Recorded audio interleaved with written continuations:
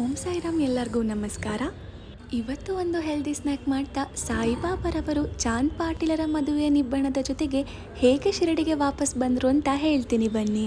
ಚಾಂದ್ ಪಾಟೀಲ ಅನ್ನೋರು ಔರಂಗಾಬಾದ್ ಜಿಲ್ಲೆಯ ದೂಪಹಳ್ಳಿ ತಾಲೂಕಿನ ಮಹಮ್ಮದಿಯ ಸಾಹುಕಾರ.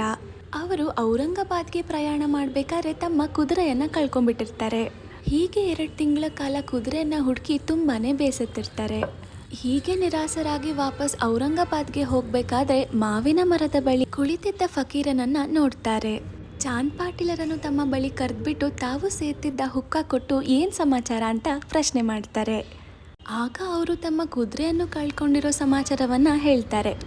ಆಗ ಫಕೀರನು ಇಲ್ಲಿಯೇ ಹಳ್ಳದ ಬಳಿ ಇದೆ, ಹೋಗಿ ನೋಡು ಅಂತ ಹೇಳ್ತಾರೆ. ಫಕೀರನ ಮಾತು ಕೇಳಿ ಚಾಂದ್ ಪಾಟೀಲನು ಹಳ್ಳದ ಬಳಿ ಹೋಗ್ತಾರೆ. ಆಗ ಅಲ್ಲಿ ಅವ್ರ ಕುದುರೆ ಇತ್ತೋ ಇಲ್ವೋ ಮತ್ತೆ ಮುಂದೆ ಏನೇನೆಲ್ಲ ಆಯಿತು ಅಂತ ಒಂದು ಹೊಸ ರೆಸಿಪಿಯ ಜೊತೆ ಮುಂದಿನ ವಿಡಿಯೋದಲ್ಲಿ ತಿಳಿಸ್ಕೊಡ್ತೀನಿ. ಧನ್ಯವಾದಗಳು. ಓಂ ಸಾಯಿರಾಮ್.